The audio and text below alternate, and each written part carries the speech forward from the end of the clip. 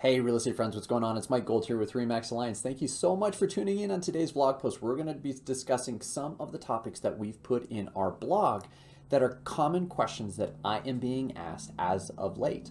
So the first one is should I still be considering selling my house even though we're about to hit the slower time period of the year?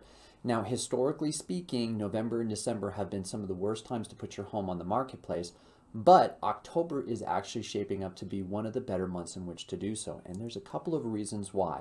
First, it is still a seller's marketplace. The month supply of inventory that we're seeing right now nationwide is around the neighborhood of 2 months, which is a historically awesome number if you're a seller. Here in our local Greater Denver Boulder real estate market, we're hovering around the neighborhood of 1 month.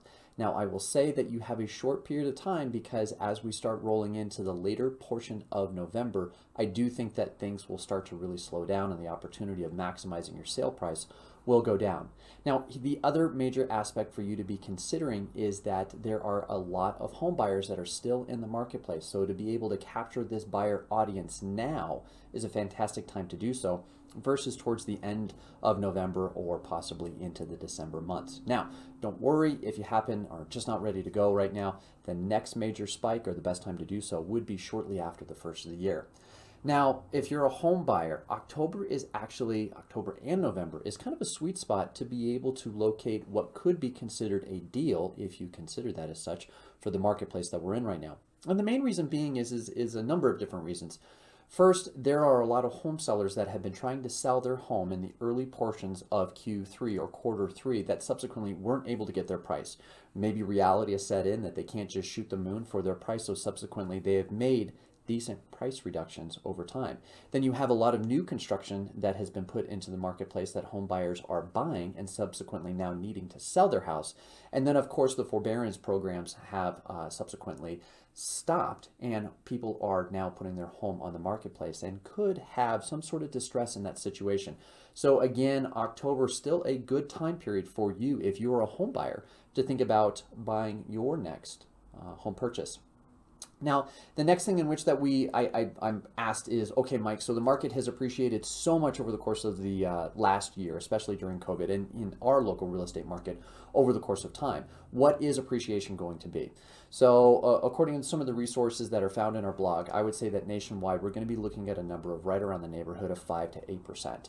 So still going to be in a healthy marketplace, but as far as expecting a double-digit price appreciation, it would be great if you're a home seller, not so much if you're a home buyer. But again, I think that we're going to start seeing that number of the appreciation number plateau a little bit or just rise incrementally speaking. There are two major things in which that I am paying attention to. The first one is going to be what is going to be the rise in interest rates.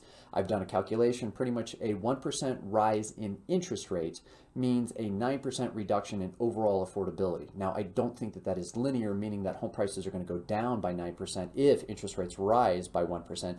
But what it does mean is that there will be downward pressure on the marketplace as interest rates rise, and subsequently so do the smarter people that actually look at all this data over time, which is why that appreciation number may not be the double digit that we're looking or had been seeing in previous months.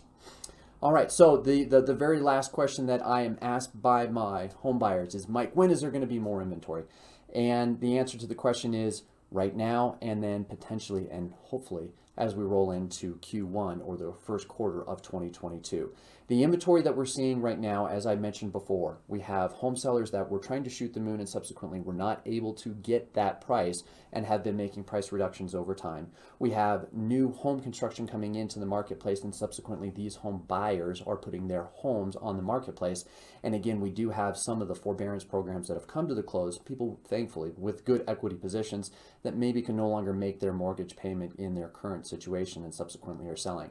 So, all in all, if you're a home seller, now is still a really good time. You've got a short window to be able to get your home onto the marketplace to be able to capitalize the market that we're in right now. If not, we're going to be looking to punt that into the first of the year. And home buyers, don't lose hope. And, the marketplace I know has been really tough for a lot of you. And if you're thinking about getting back into the game, now is an awesome time to do so.